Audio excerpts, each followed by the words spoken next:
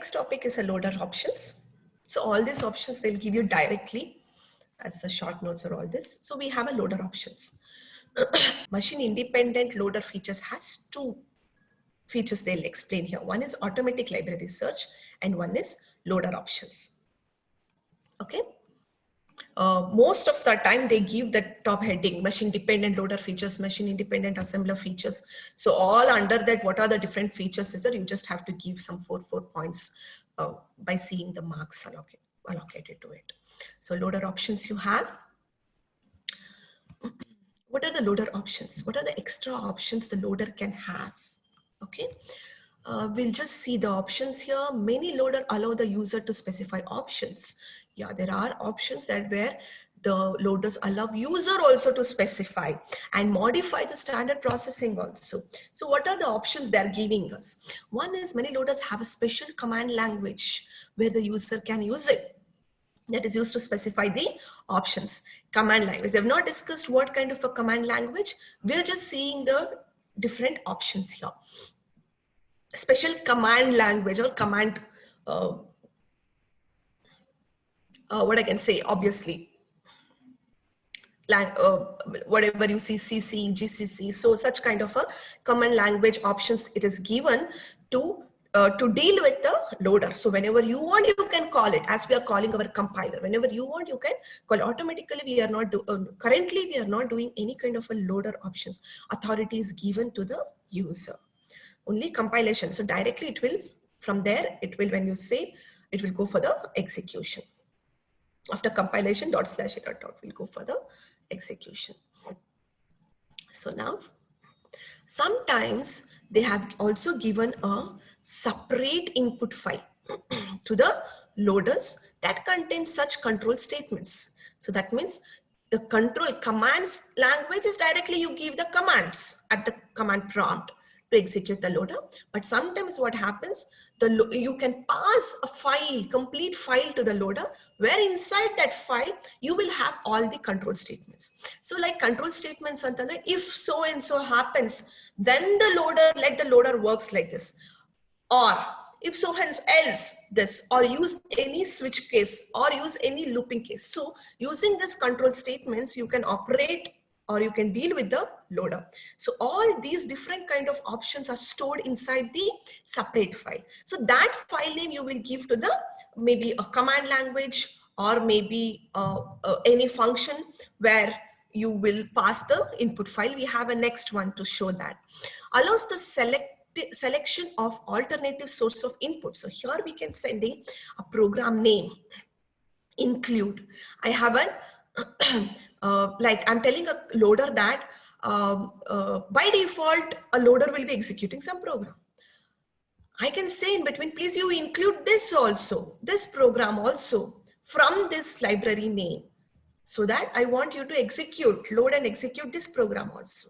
After some part of the program, you will actually design such a way that after some part of an execution, if so and so scenario happens while executing, if you encounter any kind of an problem, then see to that you include this program, which is there in this library, So like this, you can actually have lot of loader options, deal with the loaders, okay?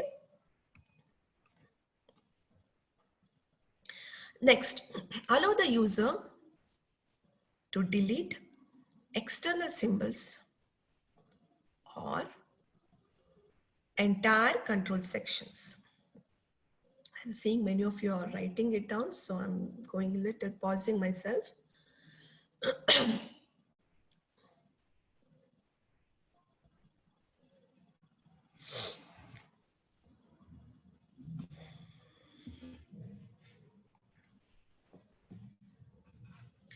Allow the user to delete external symbols or I think it is enter control sections, okay? Allow the user to delete external symbols or enter control sections. Like, delete external symbols or delete entire control section. That's correct. Delete only the external symbols or delete the entire control sections. So even that option you have. So delete control section name if you give, the complete control section will be deleted.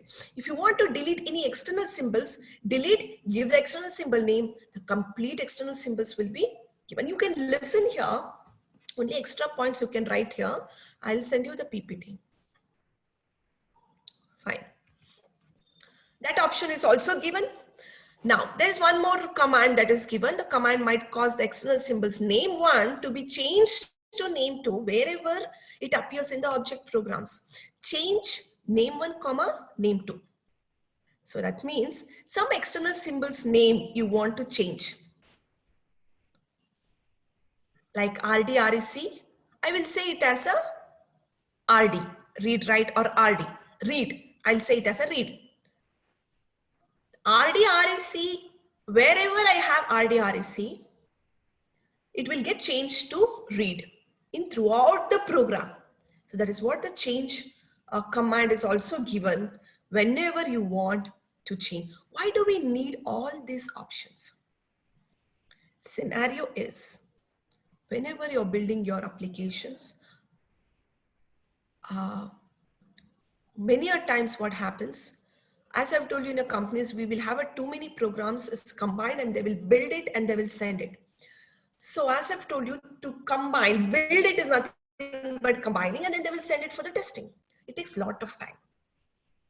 Now, if they want to keep trying out, so if they have a problem with the same one set of programs should be combined with the other part of the applications, the same set. So now they have done one mobile app, so they have executed it, but they want the same set of program to be changed, and simultaneously they're checking for 2 to 3 mobiles, if I say. So they use the same set of program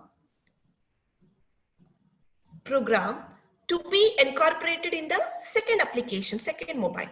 In such cases, they need to know in this mobile one application, what is the error we would have got, or in this mobile two.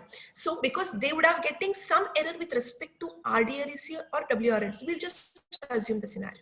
They want to check in the other mobile also, whether they are getting the same error with the same scenario is the same thing in all the mobile. So what they will do, they are seeing that we have only one laptop or one output screen where it's checking all the errors. Errors will be displayed in one laptop. So they want to change the name. So they change the name to all the RDREC to read and WREC to write, and then they start building in the other application. So I'm just telling you the one scenario when they're trying to reuse the same code to the other part, and they have a scenario, they've got a scenario to change those name of the wanted, to change the name of any of the external symbols, and all these options are given. Fine. Automatic inclusion of library routines to satisfy external references. Like whenever you want to include, if you feel in your program, my library is library name of a library wants to be used, then you will use it. I don't make it as automatic library search. Automatically, I'll not include this my library to all the programs because all the programs might not require this library. Then why will I unnecessarily build the object program and waste the memory to load it in the memory? So whoever uses, that is what we are using. No, we use as include, whichever the library we want, we are calling. So given an option for that at the time of load. So these are the just example library, this my library itself, including our program name and the library name. That is this is the first one. This include program name and library name. That option is this.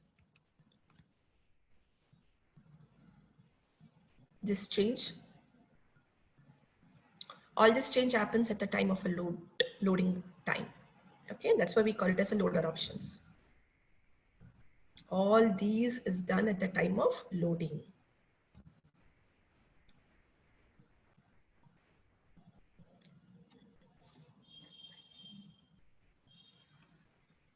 Fine.